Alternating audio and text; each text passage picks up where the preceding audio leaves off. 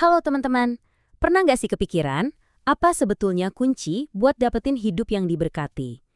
Nah hari ini kita bakal coba kupas tuntas soal ini dengan panduan dari seorang pengajar Alkitab, Charles Stanley. Kita akan ngomongin soal ketaatan.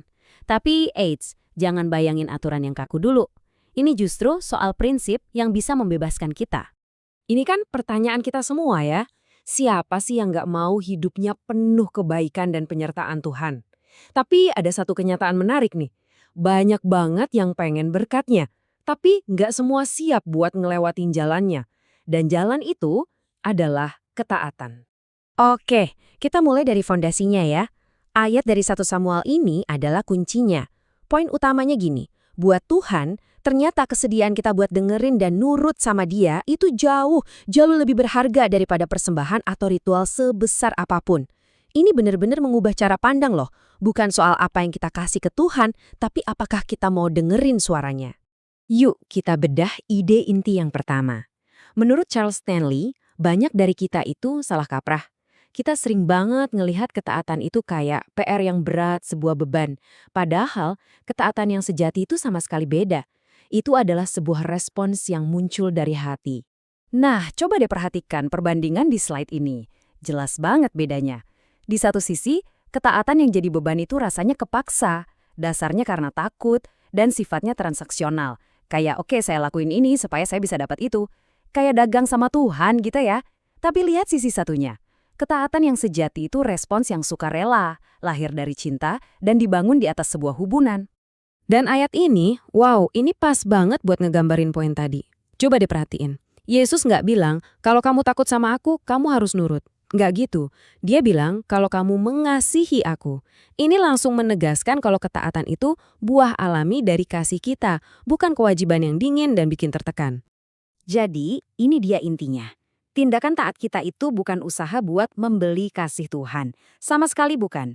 Justru sebaliknya, itu adalah cerminan kalau kita tuh udah menerima kasihnya dan kita lagi ada di dalam sebuah hubungan sama Dia. Nah, ini perubahan cara pandang yang penting banget. Oke, sekarang kita masuk ke bagian kedua. Dan ini, jujur aja, mungkin salah satu yang paling menantang. Ketaatan itu seringkali minta kita buat percaya, bahkan pas kita sama sekali nggak ngerti kenapa. Ini nih ujian iman yang sesungguhnya. Ayat dari Amsal ini jadi pegangan kita di sini. Frase kuncinya apa? Dengan segenap hatimu. Artinya ya total, nggak setengah-setengah, dan nggak bergantung sama pemahaman kita yang terbatas. Ketaatan itu mengajak kita buat nyerahin semuanya ke kebijaksanaan Tuhan, bukan ngandelin logika kita sendiri. Wah, saya suka banget kalimat ini. Singkat, padat, tapi dalam. Iman kita itu diujinya bukan pas semua jalan kelihatan terang ya kan? Justru, iman itu bersinar paling terang waktu kita berani melangkah taat di tengah kegelapan tanpa nuntut penjelasan lengkap. Disitulah kepercayaan kita diuji. Nah, sekarang kita geser lagi fokusnya lebih dalam. Ternyata ketaatan itu bukan cuma soal apa yang kita kerjain atau kita harus kemana. Lebih dari itu, ketaatan adalah semacam alat yang Tuhan pakai buat ngebentuk kita dari dalam, membentuk karakter kita. Coba deh kita ikutin alurnya di sini. Semuanya itu dimulai dari satu tindakan ketaatan. Mungkin kecil, mungkin sepele. Tapi dari situ kita jadi belajar rendah hati, kan? Karena kita ngakuin kalau caranya Tuhan itu lebih baik. Proses itu juga ngajarin kita sabar pas nunggu waktunya. Dan ujung-ujungnya apa? Kepercayaan kita sama Dia jadi makin dalam. Ini tuh sebuah siklus pembentukan karakter. Dan ini nih kesimpulan pentingnya. Kita sering banget kan berdoa minta Tuhan ubah keadaan kita. Tapi lewat ketaatan, Tuhan sebenarnya lebih tertarik untuk mengubah kita. Tujuan utamanya bukan kenyamanan kita, tapi pembentukan karakter kita biar makin mirip sama Kristus. Baik, kita udah sampai di bagian akhir. Sekarang kita akan satukan semua potongan puzzle ini dan balik lagi ke pertanyaan di awal. Apa sih berkat itu? Nah, dengan pemahaman baru soal ketaatan ini, definisinya jadi jauh lebih dalam. Slide ini benar-benar mendefinisikan ulang konsep berkat. Jadi berkat itu bukan soal hidup enak tanpa masalah atau punya banyak materi. Berkat yang sejati itu, menurut Stanley, adalah kehadiran Tuhan yang nyata. Damai sejahteranya yang bikin tenang di tengah kekacauan. Dan arahannya yang jelas bahkan di tengah badai sekalipun. Ayat dari kitab Ulangan ini menunjukkan hubungan sebab akibat yang sangat jelas.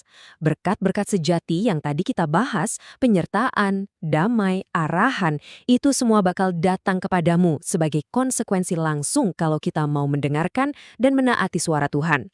Pada akhirnya, ini puncaknya. Hadiah terbesar dari ketaatan itu bukanlah sesuatu yang kita dapatkan, tapi posisi di mana kita berada, yaitu berjalan selaras, seirama dengan Sang Pencipta. Dan jujur deh, nggak ada kedamaian atau sukacita yang lebih besar dari itu. Sebagai rangkuman, pemikiran dari Charles Stanley ini realistis banget, tapi juga penuh harapan. Ketaatan itu bukan jalan tol yang mulus dan gampang, tapi ini adalah jalan yang selalu benar. Pasti akan ada tantangan, tapi kita bisa yakin kalau Tuhan itu setia dan akan memimpin kita di setiap langkah. Yuk, kita ambil waktu sebentar buat merenungkan doa ini. Doa ini kayaknya merangkum semua yang kita bahas barusan ya. Sebuah permohonan tulus supaya ketaatan kita itu lahir dari cinta, bukan dari rasa takut. Dan supaya kita dikasih iman buat terus melangkah, bahkan di saat kita nggak ngerti. Dan sebagai penutup, saya mau tinggalin satu pertanyaan buat kita semua renungkan. Nggak perlu dijawab sekarang, tapi coba dipikirkan. Kira-kira di area mana ya dalam hidup kita saat ini, Tuhan lagi minta kita untuk mengambil sebuah langkah ketaatan? Terima kasih banyak sudah menyimak.